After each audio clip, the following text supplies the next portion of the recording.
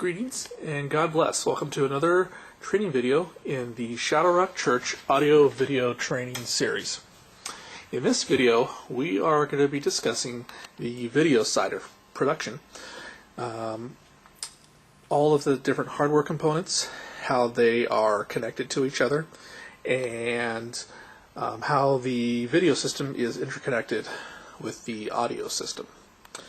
The main computer we're using is our Mac Pro, and inside the Mac Pro we have two separate video cards and a declink Duo SDI video capture card. That allows us to connect two cameras, our rear main camera, and then a secondary camera if we happen to have one. A little tripod there. HDMI, the signal will only travel about 25-30 feet until there's artifacting. So in order to connect our cameras at longer distances, we connect the cameras to the computer using a SDI interface, which is then captured by our capture card. So let's go ahead and go over some of the connections on the back of the computer here, just in case they are disconnected and or you are familiar with how things are set up here. I'm going to unplug this SDI connection here, which is our cable that goes all the way around to the other side of the room. So the first connection here is a Displayport to HDMI converter, and then this runs up to an HDMI cable that then feeds our video system here. So from the back of the Mac, we run Displayport to HDMI, and then HDMI into this 8-way splitter. So the connection plugs in to the input, and then there's 8 outputs. Right now we're using 5. The first 4 are TVs. So out of the back of our splitter here, we have an HDMI adapter, and the HDMI adapter then connects to this HDMI over Category 5 Ethernet cable transceiver. Just like HDMI cannot connect over 30 feet, we are running 2 Category 5E network cables to each of the 4 TVs in the facility. So there's a transmitter on this end and then a receiver at each of the TV. This allows us to output our HDMI video signal out to the 4 TVs, and the 5th one is our monitor here. This monitor is used to adjust the focus and settings of the camera, and also to watch our live feed. Live feed is sent to the 4 TVs, and also that is what gets sent out to YouTube for our live streaming service. Okay, so just to recap, Displayport to HDMI adapter, HDMI cable up to our 8-way splitter. Out of our 8-way splitter goes to each of the 4 TVs using the HDMI over Category 5 network cable transceivers, and then on the other end of the TV comes out of the transceiver back into HDMI, which then plugs into the TV through HDMI. And then our 5th one is our monitor here. The second cable here, this black one, is a mini display port. So these on the back of the video cards are mini display ports. Well, this one we go from mini display port, this black one, to an actual full-size display port. Then that what feeds our main primary monitor here. This is what we use to run all the programs on, and we'll go over that here in just a second. In the middle here is our declink Duo, and the way the ports are is this bottom one is a time sync, and then this is video in, video out for 1, video in, and video out for 2. So SDI 1 input, SDI 2 input. On our second video card, we have 2 more display ports. This one here is a display port to Vga adapter, and then we have a Vga cable that runs up the wall, and that feeds our rear-facing projector. This rear-facing projector is used to display the main ProPresenter slides, but also on the very bottom of the screen we have a countdown or a time clock that syncs with our planning center live that allows the people on the stage, musicians and pastors and whoever's speaking, to know how much time they have in each segment. And then as we step through the service, we will step through the different line items in the planning center schedule. That each item has a certain amount of time, and then the timer counts down the time on the back of the screen. That gives everybody on the stage kind of an awareness of time and how much time they have left in each segment that they're doing, such as for each song, you know, the welcome, the sermon, and so on and so forth. Then our last connection here is another Displayport to Hdmi adapter, and then into another HDMI over category 5E transceiver or extender. And you can see on these ends, these are the senders or the transmitters.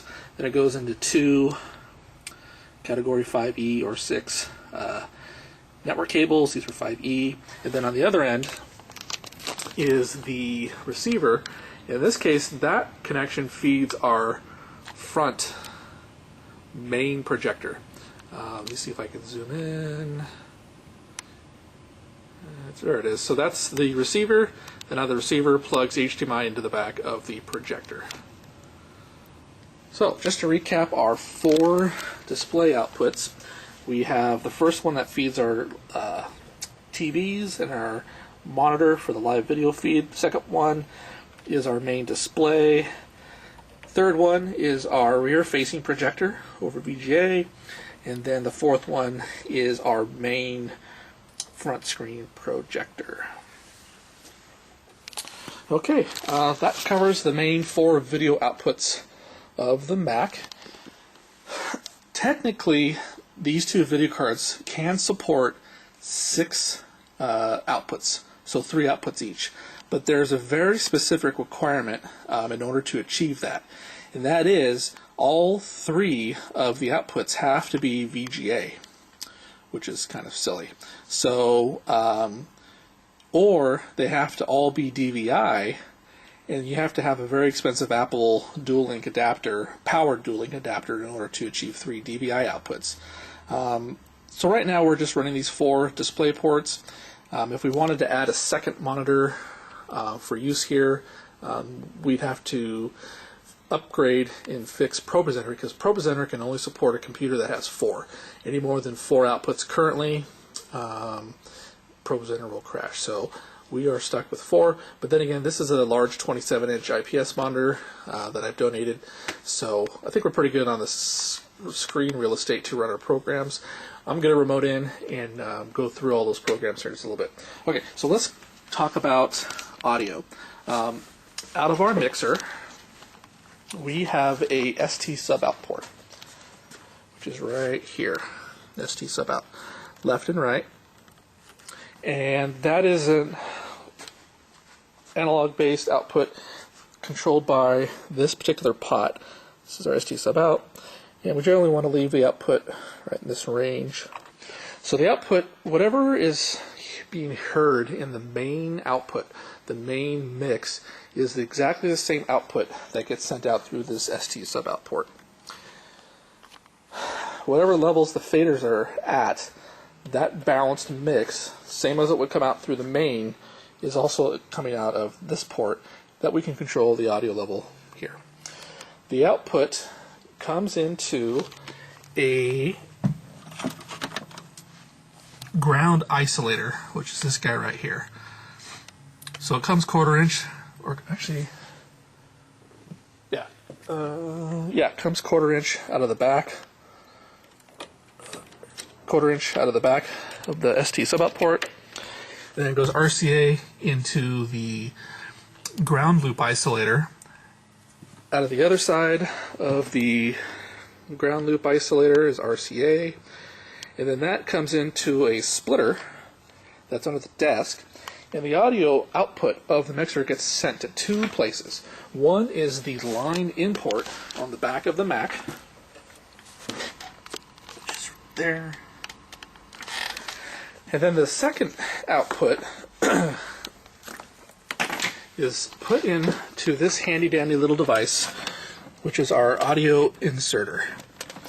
So audio comes in this analog port as well as the HDMI.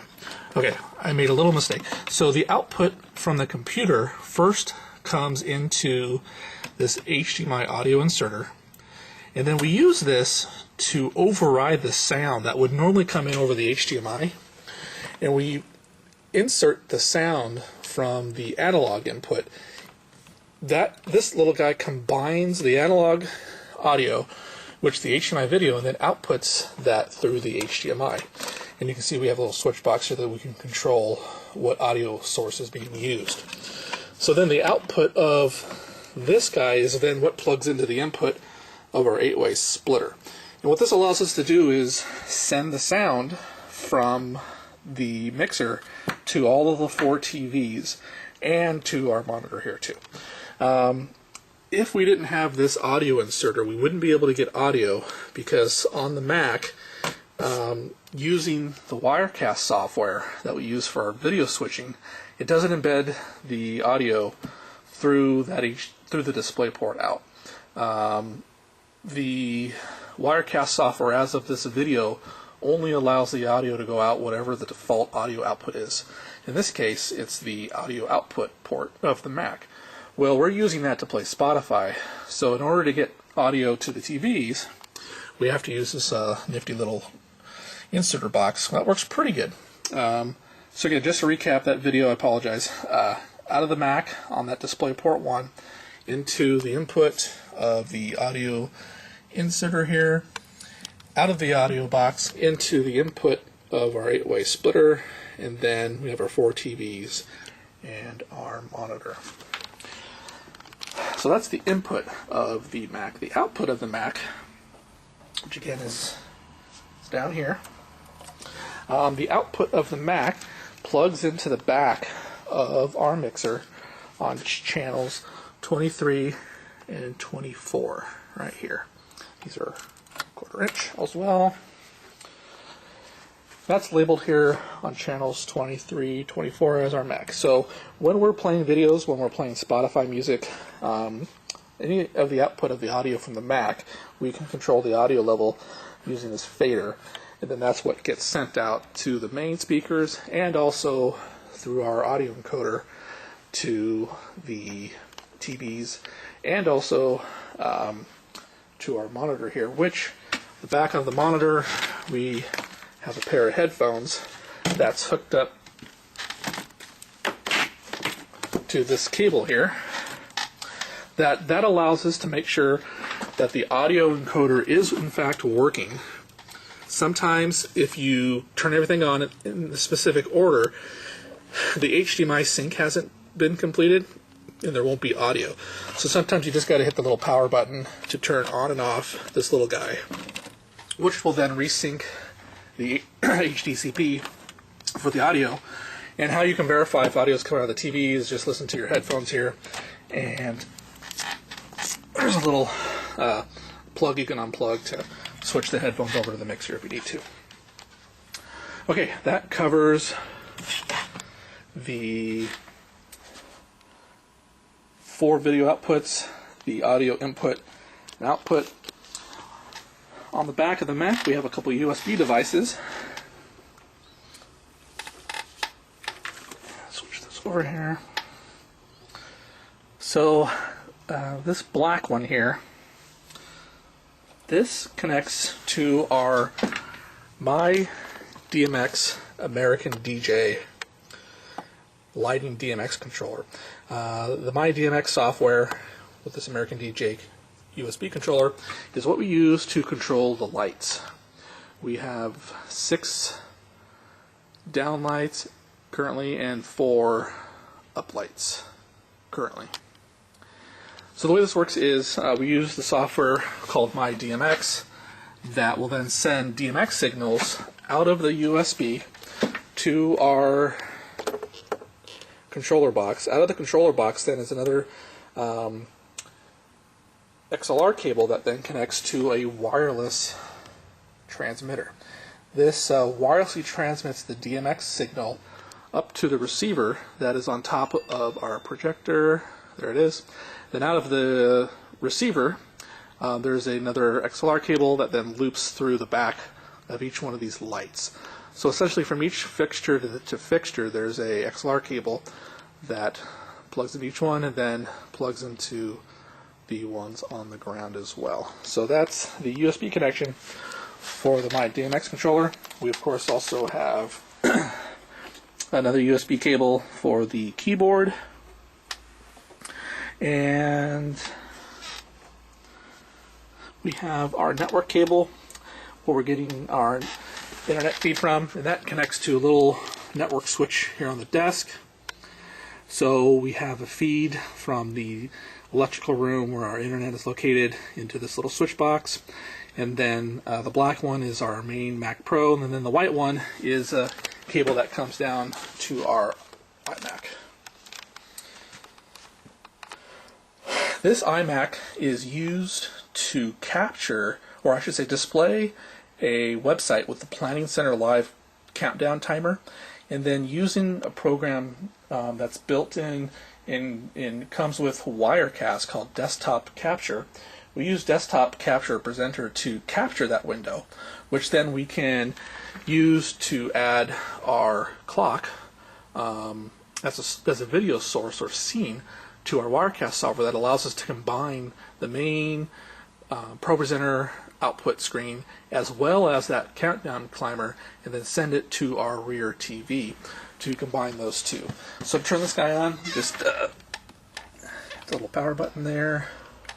That guy will boot up. Okay, I'm going to connect. Normally we don't leave this big long SDI cable on the floor. I just have this out for demonstration purposes, but whenever you use a second camera, we want to plug it in to this particular port here, which is the SDI2 input. So we'll go ahead and push this back here. Okay, so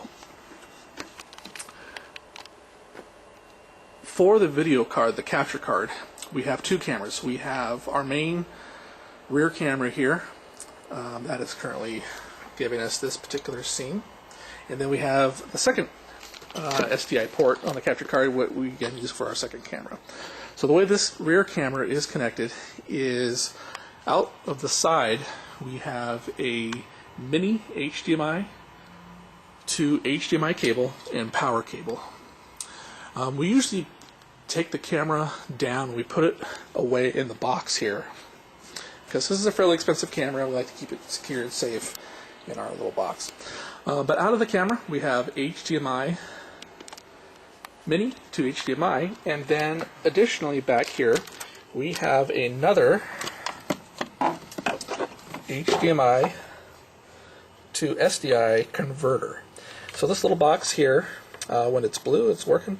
This converts the HDMI signal from the camera to our SDI, which then we're capturing that with our SDI capture card.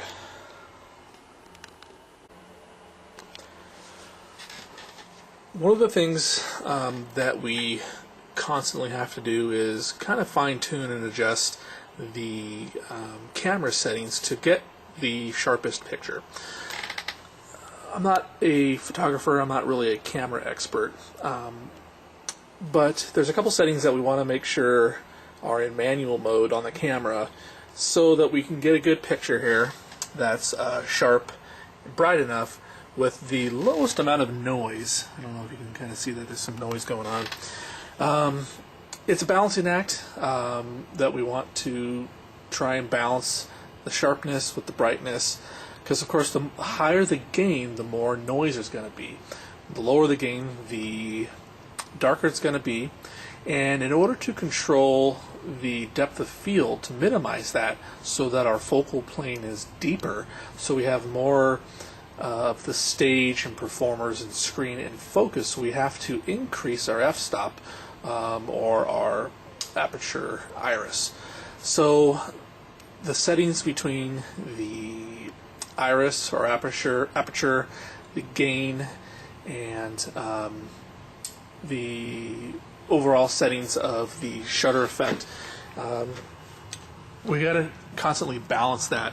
So let me see if I can capture this here. So right now we have an f-stop of 8.0. Generally we want to be between 8 and 9. 9 would have to have our gain a little too high. So right now we have our gain, which is 24 dB. That's pretty high. But again, in order to get a deeper focal plane, more items in focus, we need a little bit higher f-stop. If we were to go any higher than an 8.0, like 9 or 10, we'd have to increase our gain even more. So this is kind of a good setting that we have right now. We have a iris or f-stop of 8.0, and then we have a gain of 24 dB. We have shutter in auto, and we have exposure in auto. With that said, the last setting then, of course, is focus. So generally for our live feed, we don't want focus constantly going in and out. So what I'll do is, if you hit the focus button here, you can turn automatic focus on and off, and when you turn it on and off, it will then force it to refocus.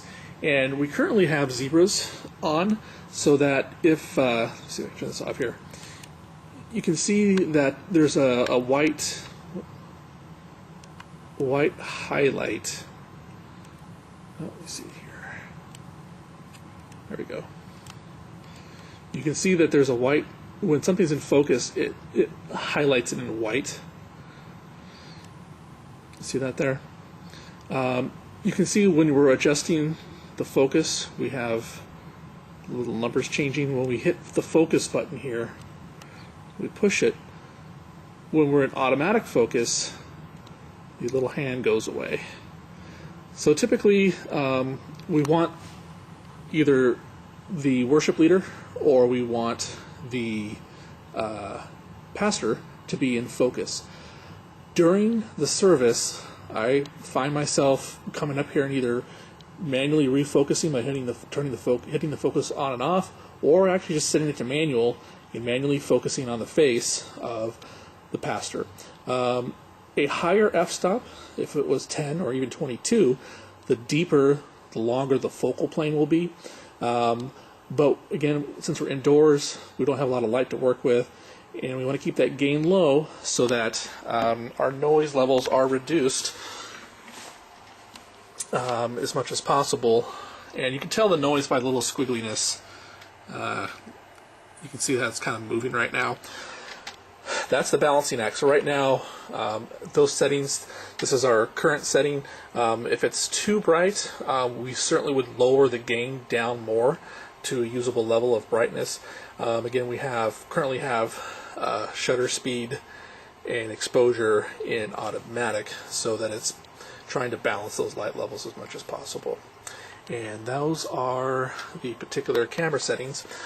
The output, as mentioned before, of all the cameras is 1080i.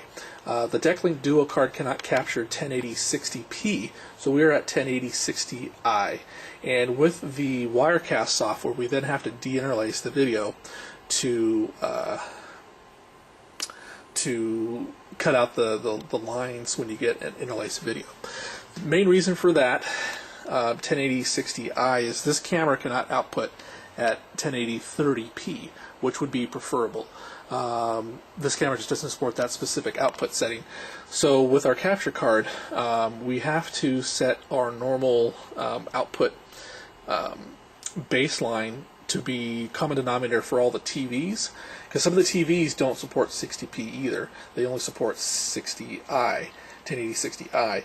So right now, matching our input or output, we're at 1080 60i for all of our cameras. If you have a different setting on a camera, such as our side camera, you will not get a output on our feed. So I'm going to be remoting in to show you this in detail, but this is Wirecast. So here's our SDI1 feed, our main camera. We have our local desktop, which is capturing essentially our front projector. So anything that's displayed on the front projector, click on this,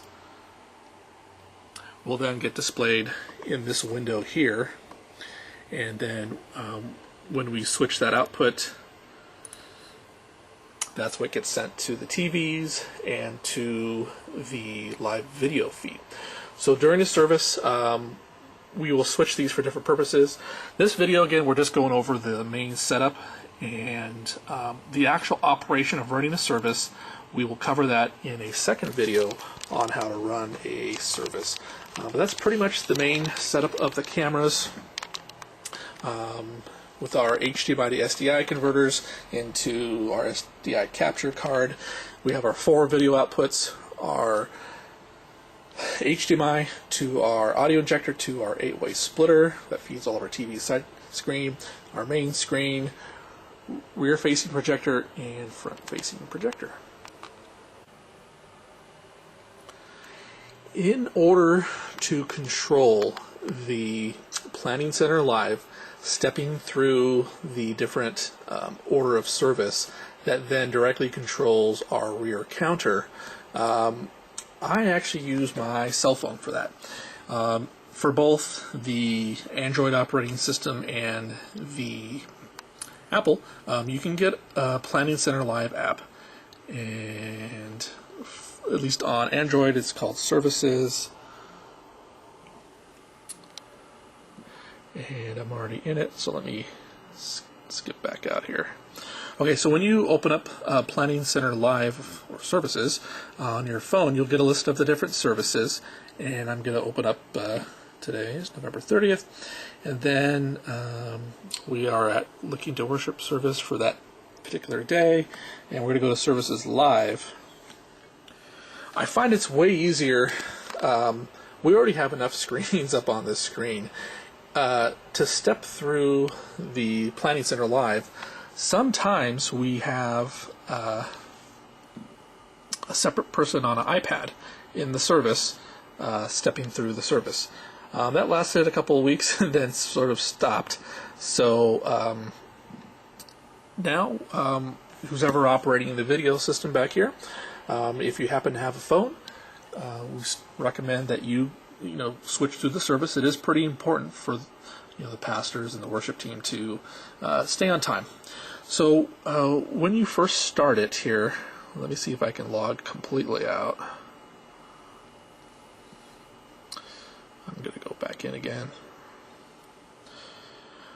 It's going to ask you to log in, and hopefully you have signed up and you have logged in to Planning Center Live. Planning Center Live is where we do all of our scheduling for all of our volunteers in the AV team. And hopefully once we get to a point where we have consistent level of people who are willing to participate on a reliable basis, we will then start scheduling people on a scheduled basis. And Planning Center Live is what you use to either accept or deny those scheduling requests, and then you can see the actual order of service, and you can run Planning Center Live. So we're going to go to Plans and Worship Service, pick our day. We're going to come down here to Services Live. And when you're ready to take control, only one person can take control of this particular service and skip back and forth through the service. So you just down here, you would take control. Now your user account for Planning Center Live has to have the necessary rights to be able to do this. So if you don't have the rights to take control, please see either myself, Jason, Pastor Devin, Pastor Craig, and we can modify the rights for your account in Planning Center Live so that you can take control. So once you take control, we're already kind of running here, but you use these little arrows to kind of go back and forth between the different areas of the service, and each one of these little I don't know what you call it, events has a time associated with it. And you can see we're behind right now. But if you're in green, and then let's say prayer and welcome takes 5 minutes, so then it counts down 5 minutes, and then whenever you go to the next event, you just click the little right arrow,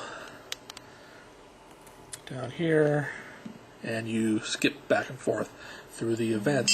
So that's how we run, how you run the Planning Center Live. Hopefully there will be somebody else who's available just to run Planning Center Live, but it's not too big of a deal. That's why I use my phone. I can control everything else for the service through our main screen here. Then I can just step through Planning Center Live with my left hand, and it's always keep a hand on the mouse, shoot over here with your left hand, and that's kind of an easy way to run through Planning Center Live. Secondly, on the phone is if you wanted to monitor the live feed. We do stream Wirecast to YouTube, and whatever is sent to the TVs essentially is sent out to YouTube, and that is our live video feed service through YouTube. If you wanted to monitor that to make sure that it's actually sending, you can pull up YouTube on your phone and go to Shadow Rock Church, and you can, oh hey, there's Bruce. You could, at least make sure that it's starting and running. In the second video, when we actually go through all the software, and I show you how to get everything started on the software side, and how to get everything ready to run a service, and how to run a service, everything you have to step through, we'll talk about setting up the live streaming. The last thing is, usually I'll keep an eye on the temperature. There are 4 thermostats in the sanctuary hall here, and that can be controlled by the Honeywell software. So if you search the App Store for Honeywell, and you can ask Pastor Craig for that password for his account to get in, and log in. This will allow you to actually remotely set all the thermostats. So typically we keep the 4 main auditorium or sanctuary at 73 for the service. Now, this can change for wintertime and summertime, but typically we like a temperature of about 73 in the auditorium or sanctuary. And to adjust these, you hit these little red arrows. You can then change the temperature up and down, and when you do, you click submit, and that remotely programs the 4 thermostats. So sometimes if I see people are getting real hot or getting real cold, on the phone here I will pull this app up and just check the temperatures, because most of the time everybody else, the pastors and Bruce and other people just don't have the time to adjust the thermostat. So typically we'll set that, and we'll keep an eye on the temperature. So that's another app that we use. So pretty much those 3, Planning Center Live for running the live service and stepping through that, Honeywell thermostat for controlling the AC, and YouTube is what, if you have a smartphone, definitely recommended to do that. Otherwise, you may want to request someone get an iPad and someone step through the service. And if you're starting out, there's going to be a lot that we have to do here, as we'll go through in the next video. That may be just a little bit too much, but again, the pastors do rely on that pretty heavily, just to stay in sync with the service and make sure everything runs according to time.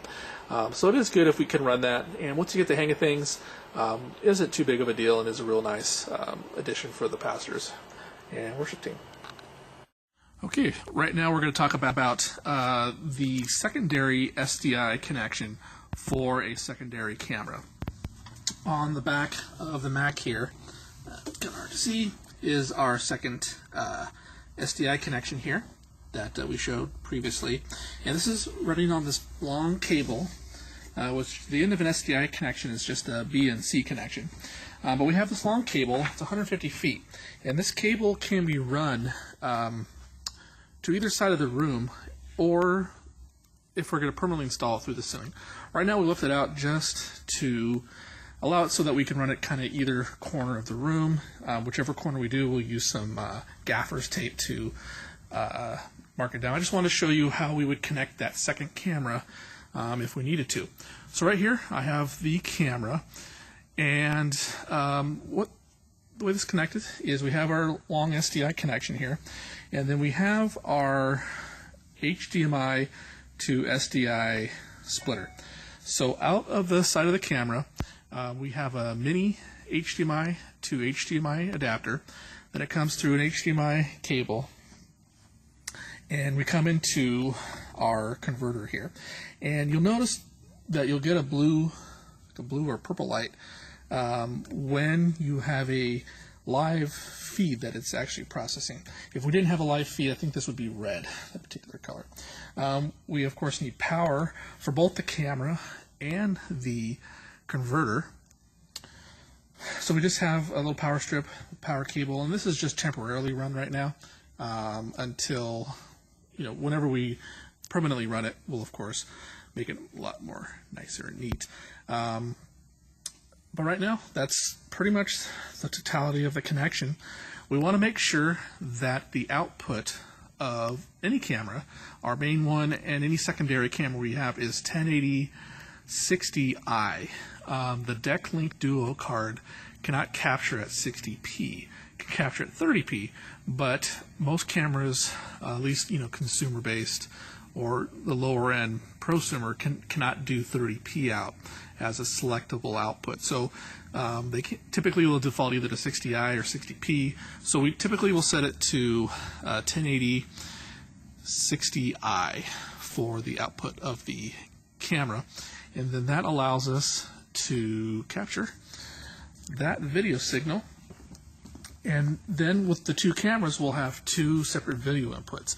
And this front camera is used to capture the front of the stage.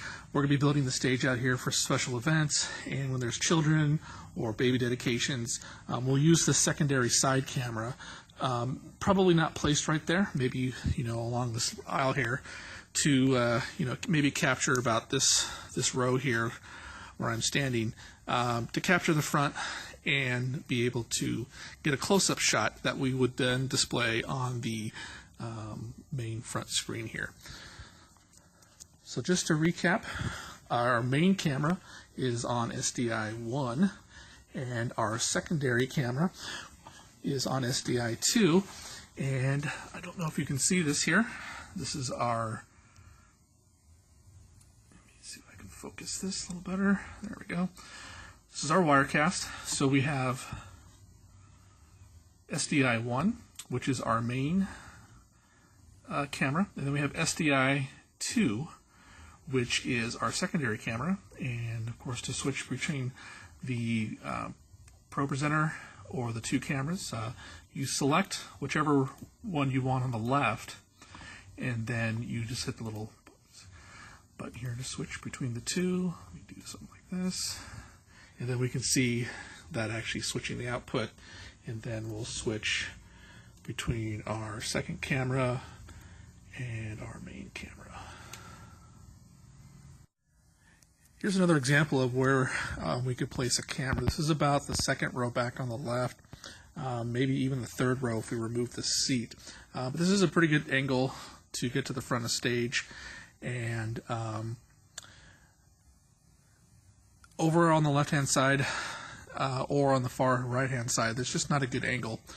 This is a good angle to get a side shot of the front of the stage of a close-up. So either on the front row or second row, this is where we would most likely place a tripod and a operator to operate the camera. We're just taking power out of this front floor box, and during special events, it's possible that we would have further staging out here. And again, we would run these cables underneath the seat, taped down with gaffer's tape, and we have the HDMI cable coming out of the camera into our HDMI to SDI converter to our long cable, and then our power strip.